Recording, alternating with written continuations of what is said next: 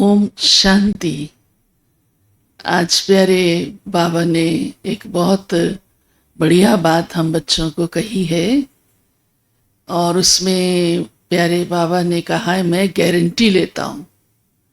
अब आप सोचिए कोई ऐसी बात जो हमारे मतलब की भी हो और गारंटी भी हो जाए तो हम कितने निश्चिंत हो जाएंगे और खुश हो जाएंगे। और वह आज बाबा ने कहा है कि मैं गारंटी लेता हूँ, मैं तुम्हें घर ले चलूंगा और सजा भी नहीं दूंगा। ये हुई ना, हाँ, खास बात, मजे की बात कि सजा भी नहीं दूंगा। लेकिन साथ साथ बाबा उसकी एक शर्त भी रखते हैं। ऐसे ही तो नहीं बाबा कह देंगे, अगर हम उसके अकॉर्डिंग अपने को तैयार ही नहीं करेंगे तो फिर बाबा कैसे छोड़ देंगे हमको। कोई बच्चा फेल हो जाए तो फिर तो उसको सज़ा मिलती ही है। हाँ, ज़रूर है, सेकंड क्लास में जाने के लिए भी उसको सोचना ही पड़ेगा। तो लेकिन बाबा हम बच्चों को ये सहूलियत देता है। ये इतना बड़ा बाबा हम बच्चों के साथ वायदा करता है कि घर मैं ले चलूँगा और सज़ा भी नहीं दूंगा। उसके लिए फिर बाबा ने हम बच्चों को पुरुषार्थ सुनाया है कि सबसे पहली मुख्य बात है स्वयं को संपूर्ण पावन बनाओ, क्योंकि पावन आत्माएं ही सज़ा से छूट सकती हैं।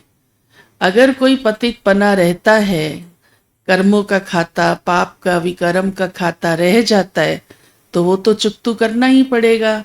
यहाँ पुरुषार्थ नहीं किया पावन बनने का, संपूर्ण विकारों को भस्म नहीं किया तो फिर सज़ा तो थोड़ी होगी ही। परंतु बाबा इस समय यहाँ हम बच्चों को वो पुरुषार्थ भी बताते हैं, ऐसे ही नहीं कह देते। हाँ, वो विधि भी सुनाते हैं, बच्चे ऐसा करो तो आप संपूर्ण पावन बन जाएंगे। तो वो बाबा पुरुषार्थ सुनाते हैं कि पहली बात अपने को आत्मा समझो। ये हम सबको मालूम है, परंतु हम कितना आत्म स्थिति में रहते हैं, क्योंकि देह भान ही विकर्म कराता है। और फिर विकर्म हमारे भस्म हो जाएं तो ज़रूर है देह भान से स्वयं को हटाना होगा। मैं आत्मा हूँ ये पक्का करना होगा और तब ही बाबा की याद भी टिक पाएगी। इसलिए बाबा कहते हैं क्योंकि बाबा की याद से ही विकर्म विनाश होते हैं और एक्यूरेट याद तब होती है जब हम स्वयं को आत्मा समझकर याद करते हैं। इसके लिए बाबा ने कहा है कि फकीर बन जाओ। बाबा देखो सब प्रकार से हम बच्चों को विधि सुनाते हैं, सहज करके देते हैं। फकीर अर्थात जिसका अपना कुछ नहीं, क्योंकि नहीं तो बुद्धि योग भटकता है।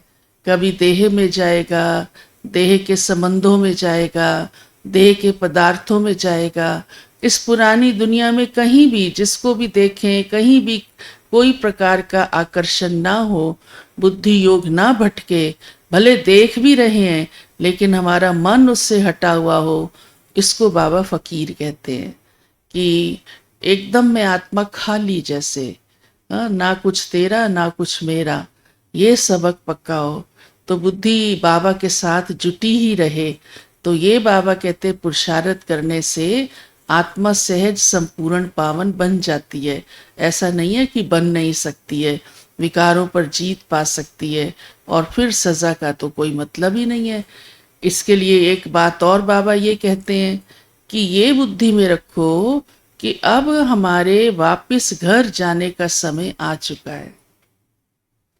क्या है कि जैसे देखो कहीं जाना होता है तो वहाँ की तात लात लग जाती है ना, हाँ, वहाँ की लगन लग जाती है ना, सहज बुद्धि उस तरफ हो जाती है।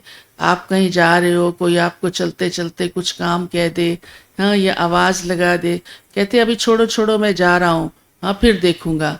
तो उस समय उस ध्यान देने की भी फुर्सत नहीं होती, सुनने की भी फुर्सत नहीं होती है। तो बाबा हम बच्चों को कहते हैं अब तो आपका समय आ गया है वापस घर चलने का। तो इस संसार की बातों में, तेरे मेरे में, उस तरह बुद्धि योग, माया की दुनिया में ना भटके, क्योंकि यहाँ अब हमको रहना नहीं है। अब समय अंतिम आ चुका है और अभी हमको अपने वापस घर जाना है और अपने पिता के साथ जाना है।